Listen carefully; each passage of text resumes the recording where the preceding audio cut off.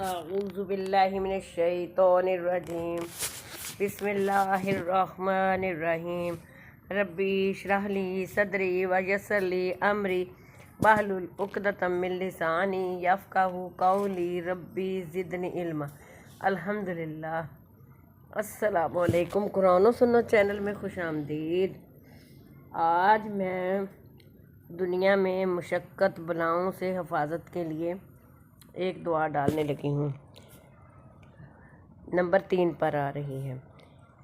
ایک شخص نبی صلی اللہ علیہ وسلم کے پاس روتا ہوا آیا اور کہا، اے اللہ کے رسول، میری پوری زندگی مشقت اور پریشانیوں میں گزر گئی ہے، کسی وقت کوئی آسودگی یا آرام میسر نہیں۔ اب صلی اللہ علیہ وسلم مجھے کوئی مشورہ دیجیے یا کوئی عمل بتائیے جس سے میری مشقت اور بلائیں دور ہوں۔ نبی صلی اللہ علیہ وسلم نے فرمایا، میں تجھے چند کلمات بتاؤں گا، ان کلمات کو پڑھتے رہو، اللہ تمہیں مشقت اور تکلیف سے نکال دے گا۔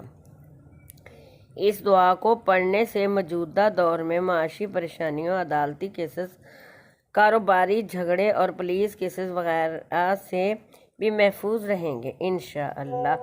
دعا یہ ہے، اللہم انا نعوذ بک من جہد البلاء و درک الشقاء و سوء القضاء و شماتۃ الاعداء۔